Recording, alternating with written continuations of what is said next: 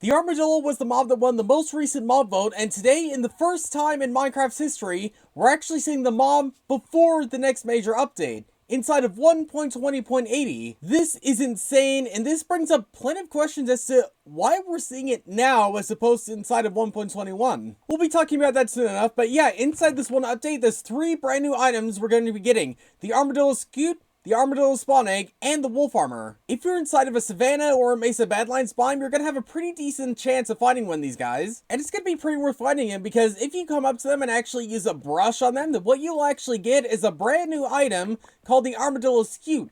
And using that can actually be used to create Wolf Armor inside the game. Using this crafting recipe we can see right here, because if we just do that with that crafting recipe, then we can see we will eventually get ourselves 1 piece of wolf armor. And if we actually tame a dog and actually put this on it, then we can see, yeah, now our wolf is much more protected than usual. And in the case you want to, like, maybe take it off or something like that and put it on a different wolf, or, I don't know, some other form of activity with the wolf armor, then just use some shears to take it off like that.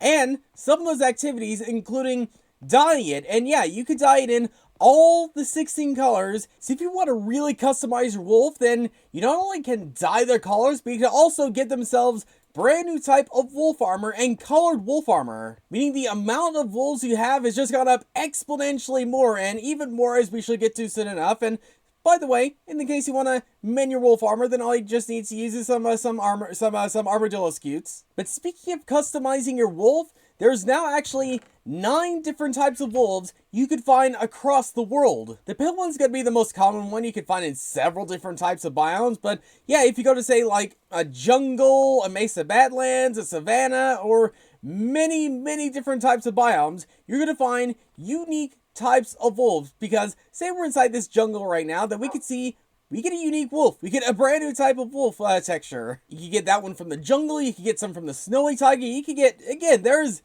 so many wolf customizations inside this one update now, which honestly I think this is the way you should encourage exploration.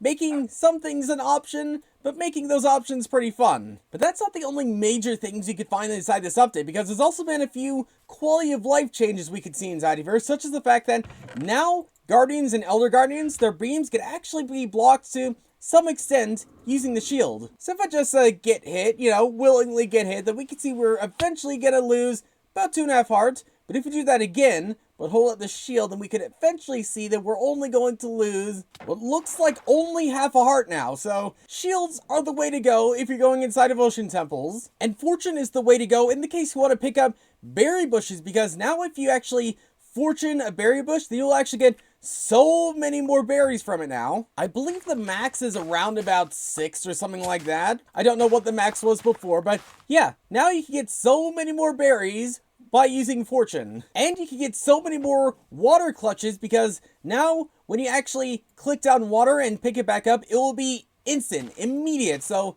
put it down, up, back, down, up, back.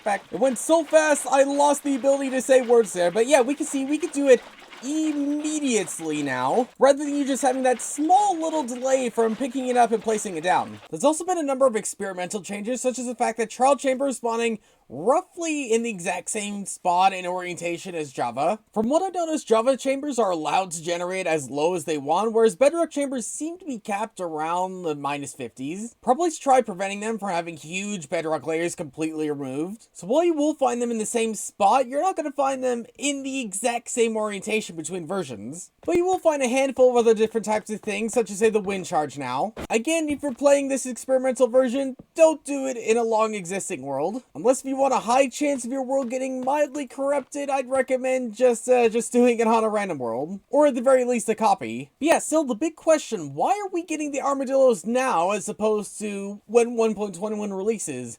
Well, one theory I've seen is the fact that Mojang and Minecraft want to continue having like new features and new reasons to play Minecraft, including brand new features they were planning on having inside of, say, like main versions of the game. So that could be a reason why. And another reason could be maybe Mojang is starting to rethink how they're introducing these new mobs. Because there could be a chance that these minor updates could have more of the losing mob votes inside of them. It's probably pretty unlikely for that to happen, but there is that offset chance for that actually happening now that we are seeing the first iterations of that happening now. Don't count on something like that happening, but just know that the armadillo is a thing you can play around with inside of the new update. So go do that, get yourself some wolf armor, do a little bit of dying, and thanks for watching, and I'll see you all later.